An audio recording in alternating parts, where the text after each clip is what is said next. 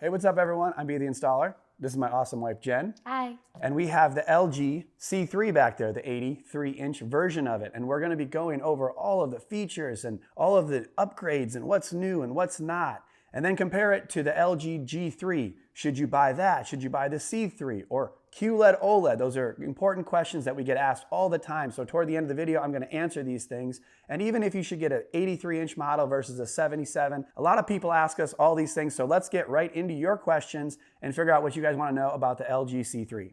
Let's go for it. So first up, this is the 10th year of the LG OLED. Is this something to be excited about? Like, do we care? Or is it just, hey, it's 10 years of doing something that's worked pretty well? Well, I think it's both. I was excited when I saw the first OLED TV. It's been forever since we installed these, but this is the fourth one that we've had in-house, and each one gets better and better and better. So yes, 10 years of OLED TV is awesome because these TVs started out being fantastic and they've gotten even better.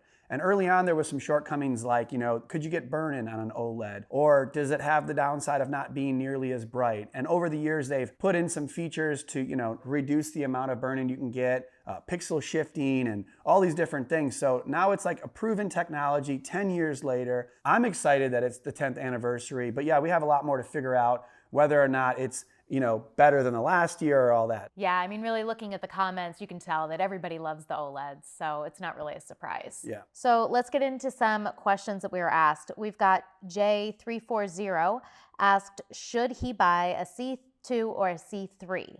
And I know you'll get into some buying advice towards the end of this, but what's new and what's the same like externally? So we have the 83-inch version, and it's almost a carbon copy of the C2 of last year at this size. Some of the smaller sizes are gonna maybe have some more differences, but mostly what we're talking about is a new processor, so maybe a little bit better upscaling, a little bit better of handling lower bitrate content, things like that.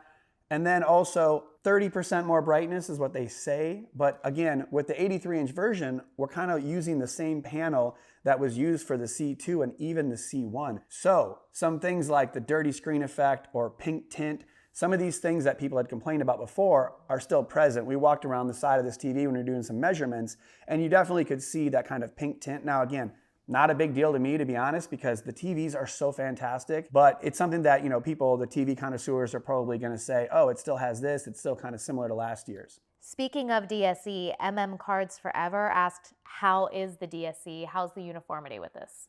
Yeah, so it's very similar to last year's model. I actually turned it on and put the hockey test on to see what it looked like. And there are some vertical banding streaks. So it's very similar. Pink tint, similar DSE, which is a little bit more than you'd like to see. Makes me think that there's a lot of similarities in the panel in general. Now you can do like a pixel shift or a pixel refresh where you can get the entire screen to kind of like clean itself to a degree. But yeah, overall it's still really good compared to like some of the other LED TVs we've seen. So it's not something that you'd notice a lot of blotchiness around the screen. And overall, I'm still okay with it. It's just still, you'd like to see a cleaner panel. Some of the QD OLEDs have very uniform panels, and that's just really nice to see. It's probably more of quality control in general. So how's the operating system this year? Kyle B asked about the multi-view feature. Can you use 2 HDMI sources, or are you still capped at 1 like in the previous versions? So I'll get to that in a second, but overall the operating system is very similar to last year. There are a couple changes. There is a space in the middle of the screen where you can kind of have a little bit more customization, where you can have like little tabs that were not there last year to my knowledge. So you can personalize it a little bit. And the menu is definitely cool. You have the opportunity to have all the drop downs on the left side of your menus when you're looking through the settings. You still can get through the settings the same way if you go to a little sprocket and get it kind of like it was last year, but it just looks a little bit more refreshed and updated. They do have personalization where you can have, like if you and I have our own profiles, like I know you really wouldn't like my settings, so you'd probably want to have all your own settings, right? Most definitely, yes. But you can do that. You can put like the offsetting. Yeah. You can have my profile, your profile, kids' profile. So I guess if you have a couple of different video files that want things a little differently, that might be nice. But for gaming, maybe. Yeah, or maybe if it like recommends different features, it probably recommends different shows and things like that. So that's pretty cool. But to get to his point, no, you cannot use 2 HDMI sources at the same time. For some reason, this is a very difficult thing to do. It's always been, even back on like the rear projection TVs, when you had like 2 cable sources coming in, you could never do it because the TV itself would have to have 2 tuners in order to show both. So I guess it's probably something similar. I'm not so techie on this, but you can use one HDMI and then YouTube or, some sort of other source, but not 2 HDMI sources at the same time. But multi-view is still really cool, and I think that that's sufficient for most people. Nigel Benton asked, were you happy with the brightness of the TV and how does it handle low bitrate and upscale content? Very. You struggle with that one? A little bit. I like the TV, so it's kind of a nuanced answer. It is a good TV. It has a new processor. The processing and upscaling and low bitrate content, all that stuff is improved year over year. So I like it. It looks fantastic. And when we were watching regular SDR content, upscaled sports, fantastic. And I thought it did a better job of upscaling than the TCL we have here. Of course, that may not be quite as it's not as good of a TV, maybe. People would say you should compare it to something a little better QLED or a better OLED or whatever. But overall, I'm impressed with LG's improvement upon year over year of those sort of things. When I had the C10, one of the first TVs we had, that was the difference between it and Sony OLEDs, was that I was like, okay, it just does not upscale as good.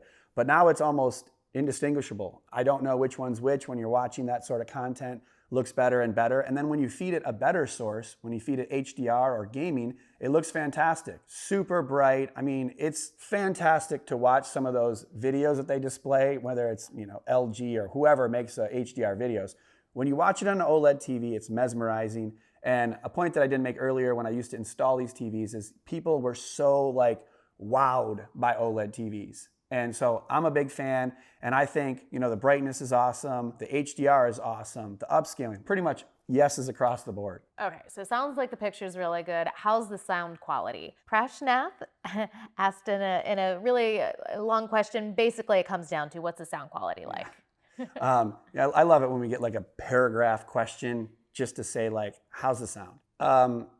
Not that great, to be honest. I mean, I've never been a big fan of TV sound quality. The fact that the LG series has the stand that can reflect sound out is a positive. And if you don't have a soundbar, you don't have any speaker system, it's fine enough. But there's a huge benefit to having a soundbar or speaker system. If you're gonna have a TV of this quality, absolutely have some sort of better sound. Now the problem is, if it's on that stand, there's not much room for a soundbar. I know that they are making a soundbar from LG that can hang under it. It's specifically made for it. And you can get other soundbars to do that. But if it's on the stand, I mean, you don't have much room for it. So you'd have to have another shelf below. But overall, I'd highly recommend getting a soundbar. And that goes for most TVs, to be honest. So we all know that I'm the TV expert here, and somebody's asking about MLA. No clue what that is. Master Dan said he's very disappointed there isn't MLA on the C3. It's only on some of the G3 sizes.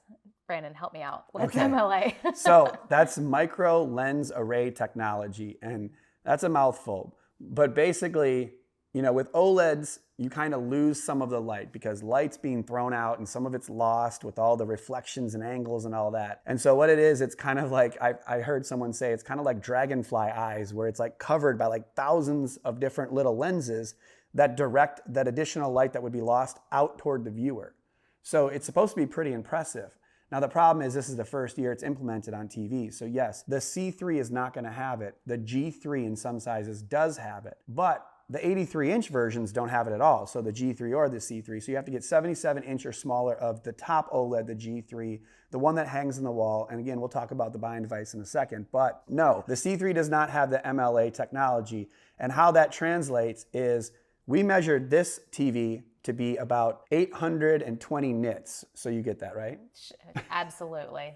And we've been told that the G3 has been measured to be 1,365 nits. So, I mean, it's nearly a 2x amount in a smaller size window. So when you're watching bright highlights on this, which I think is very impressive, the G3 is going to be much brighter. So the MLA technology is something that's really cool. And I guess for people that are really interested in that, they can buy the G3, or maybe next year it'll be in the C4, So there's always something to look forward to year over year. But I think it's a great opportunity to add to it. It's something kind of to counter the QD OLED, the fact that those TVs from Samsung Display are very bright, and this is LG Display's version of that, next level sort of feature. Sure.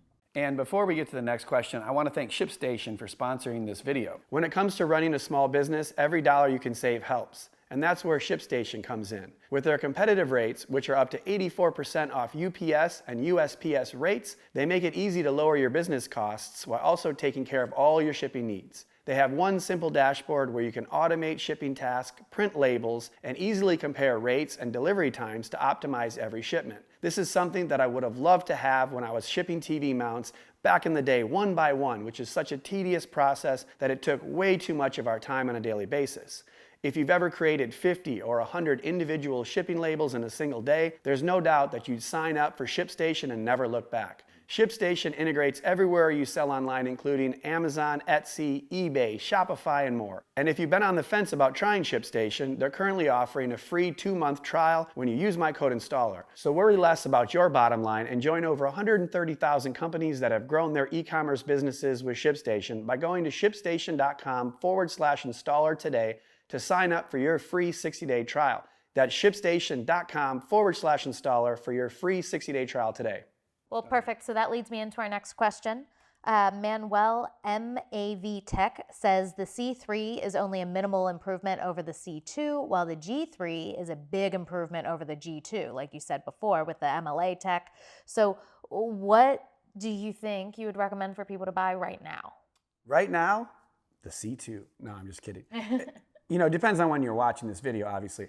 I'm a big fan of the C-Series OLEDs. They're awesome. If you're looking to buy that versus almost any other TV out there, I would say buy it. But yeah, the G3 is better, and it is a big improvement over last year's. I guess last year's G2 was still really cool. A couple things that people didn't really like about it was that pink tint from an angle, which I think the G3 with the MLA has kind of resolved.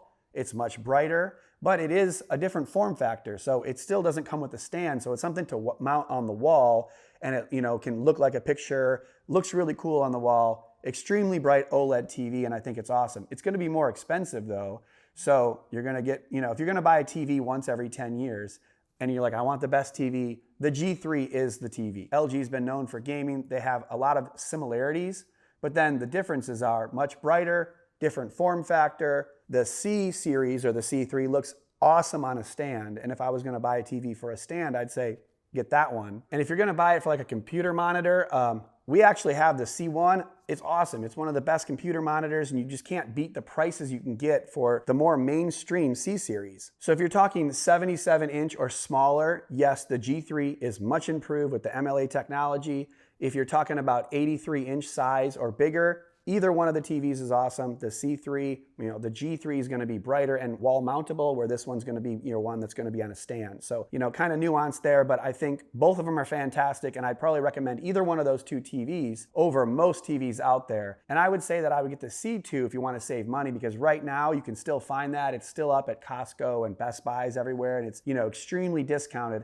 And I don't think that this C3 is, especially in the 83-inch, that much better or different than the C2. So definitely get that C2 if you can still find it out there during 2023. Well, that's great. It sounds like you kind of answered my next question. Scott asked if he should upgrade from the C1 to the C3. Is there that much of a difference? Probably not. I don't know. Maybe like every 4 or 5 years, possibly for OLED TVs. I mean, we get TVs every year, and honestly, the C1, the C2, the C3, they all look very similar to me, but I'm still happy reviewing them, and I'm not trying to be like, oh, I'm a yes man. It's because the TVs are so awesome in general, and year over year improvements are fantastic, and there's just very little downside. So no, I probably would not say C1 to C3 is a great idea, because especially in this size, it's probably the exact same panel, and you're talking about very minimal improvements in processing and upscaling that you may not even notice. Yeah, I certainly don't. I definitely, you guys wouldn't notice. Not when we're watching Ted Lasso. Okay, so here we go. The big question of the day. You ready? I am. Awesome. So Nathan Stubbs, he sounds like a huge OLED fan. He says, even Samsung started making OLEDs after hating on them for years and years. So number one question of the day, what should I get? OLED or QLED? So I've been reviewing TVs for a while, and most people that review them start to lean towards OLED TVs. And I think it's just the general overall quality of them. Yes, some QLED TVs can be as beautiful or even better in some instances or with some content. However, I feel like OLED continues to kind of break through, and QLEDs are kind of plateauing, where they're trying to now save money and make them less expensive, but the technology doesn't seem to be, kind of going up and up and up. And so QLEDs adding dimming zones, they have blooming, some side effects that we don't like. I think making them less expensive, kind of makes them have a little bit more of the dirty screen effect or uniformity issues with the lack of quality control. And so I'm a big fan. Again, if you're going to buy one TV for your house every 5 or 10 years, I would get an OLED TV. And sometimes that even goes for getting like a 77-inch or an 83-inch instead of an 85-inch QLED TV. Now, if you have a really bright room, and you need to knock down the reflections, the QLED TVs with their ability to be full screen so much brighter than OLED TVs are probably best, if it's literally just windows everywhere and you can't knock that down. But besides that, or specifically if you're in a medium lit room or dark room, OLED TVs are fantastic. So I'm a big fan of this LG C3. I think the G3 is going to be exciting, and I can't wait to get the one with MLA technology. We're going to get the 77-inch one in the house. But if you're more confused about this than maybe you were before, or it's just still difficult, definitely go to our website, betheinstaller.com/quiz. You can find that in the link in the description as well. And you can take the quiz to figure out what TV would be best for you. We kind of go through some questions to kind of narrow it down, and it gives you some results. And I think it's been helpful for a lot of people that are trying to make those purchasing decisions. And if you want to see the unboxing of this TV, it's right up here, or you can see a review and unboxing of the G2 from last year. The 97-inch. 97-inch right over here. See you on the next one. Bye.